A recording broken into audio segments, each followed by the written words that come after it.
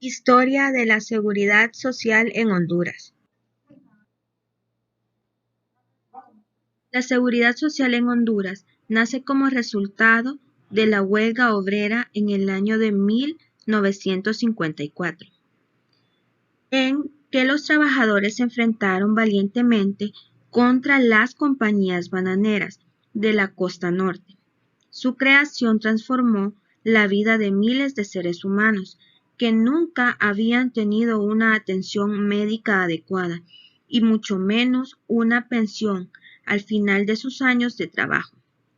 Podemos decir entonces que el inicio de la atención social en Honduras representó una verdadera revolución social y gracias a ello se plantó la semilla de la paz social, de la que hemos disfrutado en estos 50 años que tiene la seguridad social de haber sido fundada en nuestro país. Podemos decir, complejo y polémico fueron los inicios, pues habían grandes desconocimientos del sistema y lo peor del caso es que no se contaba con una infraestructura tanto médica como administrativa que garantizara el inicio adecuado de los programas, por lo que se vislumbraba que pronto fracasaría, lo cual se celebraban de antemano sus rivalidades, que en ese entonces eran los hospitales del Estado y los que ejercían la medicina de corte liberal en los hospitales privados.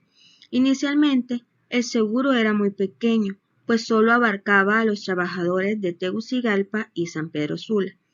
al cual se ingresaba mediante cuota tripartita, trabajador, patrono y Estado, siendo obligatoria la mencionada cuota para los dos sistemas que cumplía originalmente, enfermedad y maternidad, que se inició el 1 de marzo de 1962 en Tegucigalpa y el 1 de junio de 1973 en San Pedro Sula, ampliándose en 1985 hacia Olancho, que actualmente comprende Juticalpa y Catacamas y hacia Danlí y Choluteca. La actual administración ha ampliado en el sector noroccidental los centros de Naco, Villanueva, El Progreso, Calpules, Tepeaca, además del Bajo Aguán en Tocoa, Sabá y Trujillo, que son las últimas inauguradas en octubre del 2009. La tasa de cotización para el beneficio de enfermedad y maternidad es del 5% para el empleador, 2.5% para el trabajador y de 0.5% para el Estado como tal. La siguiente presentación de invalidez, vejez y muerte se inició el 1 de octubre de 1972 en casi toda la República con aportaciones del 1% del trabajador, 2% del patrono y 0.5% para el Estado como tal, haciendo un total de 11.5% entre todas las cotizaciones. En lo referente a la prestación de riesgos profesionales en caso de accidente de trabajo o enfermedad profesional, comenzó a funcionar realmente hasta el año 2007, pagándose únicamente con una cuota patronal de 0.2%. Se dio la autonomía al Seguro Social para que tomara sus propias decisiones administrativas y financieras, haciendo más compleja su organización y posterior desarrollo, pero al mismo tiempo se nombró una junta directiva compuesta por los miembros del Estado, empresa privada, centrales obreras y colegio médico para dirigirlo. Esta directiva es presidida por el ministro de Trabajo. La administración estaba en manos de una dirección ejecutiva. Al principio hubo fallas por la falta de experiencia, sin embargo, la personalidad y entrega de sus primeros ejecutivos fue fundamental para salir adelante. Los nombres de estos pioneros fueron Director General, abogado Rogelio Martínez Agustinos, Subdirector General, Dr. Alfredo Midense, eminente radiólogo, Director Médico, Dr. Gaspar Vallecillo Toro, insigne médico internista, a los cuales se entregaron posteriormente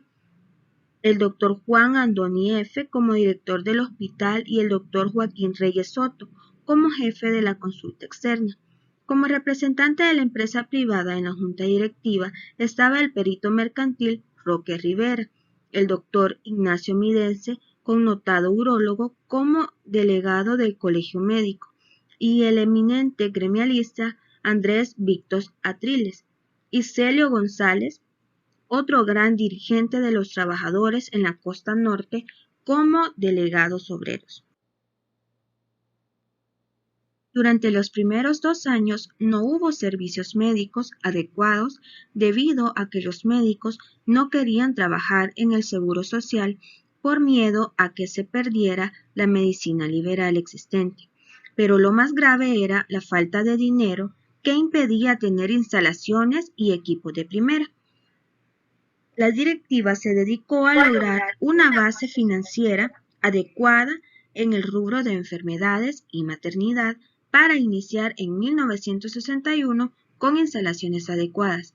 La inscripción fue lenta y, como todos los principios, la atención adoleció de numerosas fallas que se fueron corrigiendo con los años. Como esta introducción pretende dar un resumen ejecutivo al amable lector o oyente, que en su mayoría sabe poco de seguridad social, ya que las autoridades nunca se preocuparon de publicar en qué consistía el sistema. Debemos decir que la falta del sistema al inicio fue haber copiado el sistema bismarckiano europeo, basado en la atención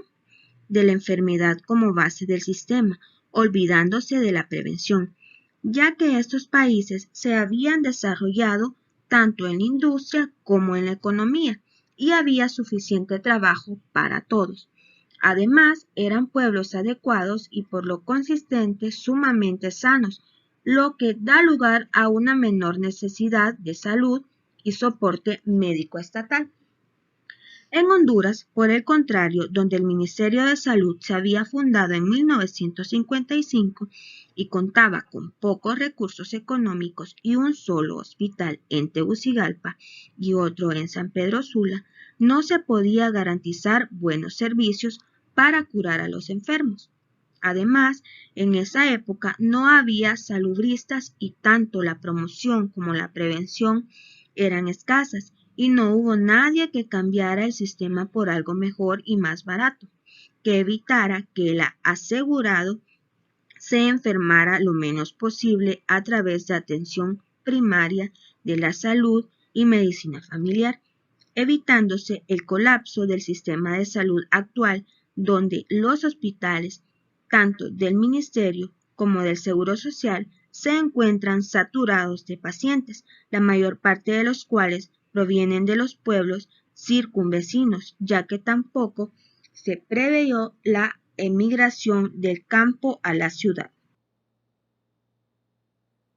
La seguridad social, sobre todo en lo referente a enfermedad y maternidad, determinó que debería cambiarse por prestación de salud, que abarca todo. Se encuentra en graves problemas económicos, ya que los insumos y sobre todo los medicamentos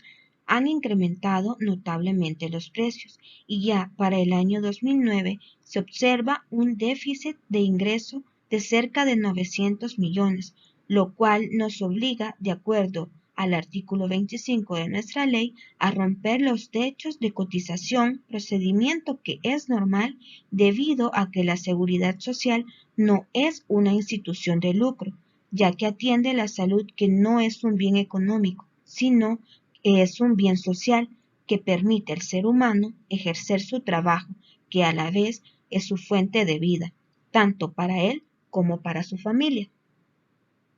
El Seguro Social pues era una copia del modelo bismarckiano, fundado en Alemania por el canciller de hierro Otto von Bismarck, que data del siglo XIX, que cubría únicamente a la clase trabajadora de tipo obligatorio con sistema de reparto escalonado,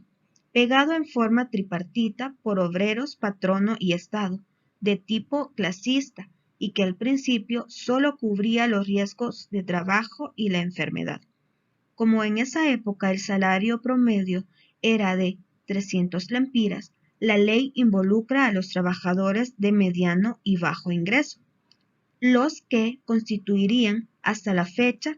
la mayoría del país, con un tope de cotización hasta los 600 lempiras. Nunca se imaginaron que los trabajadores, que las cotizaciones tan bajas que ellos impusieran a la administración del Seguro Social iban a regresar a golpearlos como un boomerang, pues nunca creyeron que la moneda se iba a devaluar como efectivamente sucedió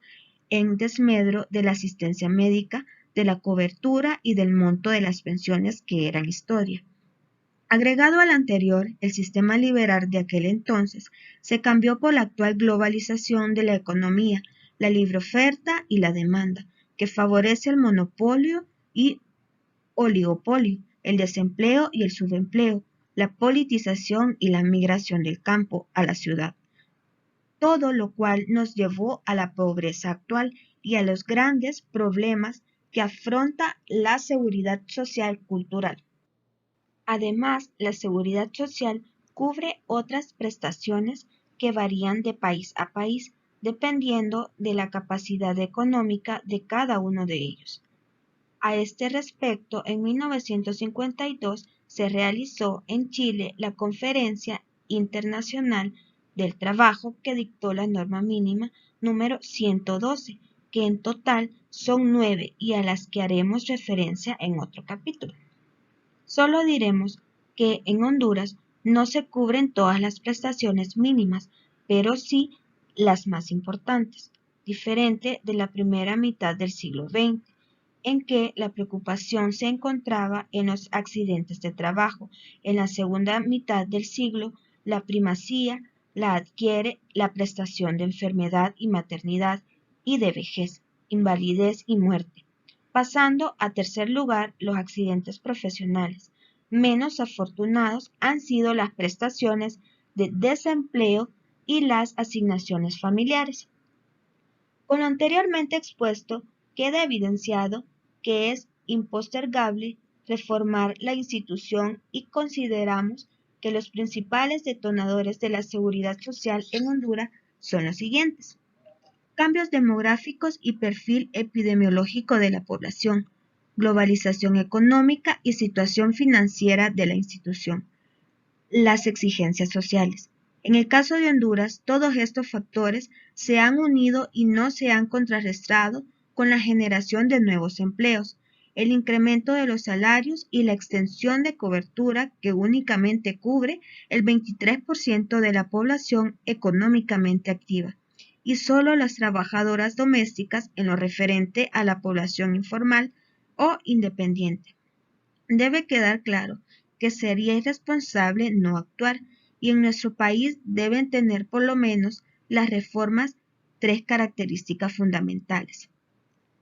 Prospectivas, porque la naturaleza esencial de la seguridad social nos obliga a pensar en los medianos y largos plazos, aplicando una lógica que no pretende adivinar el futuro, sino ayudar a construirlo. Sistemáticas, porque deben ser integrales. La seguridad social es un sistema complejo, que es mucho más que la suma de unos cuantos seguros, que cubren otros tantos riesgos de los trabajadores y que pocas personas conocen.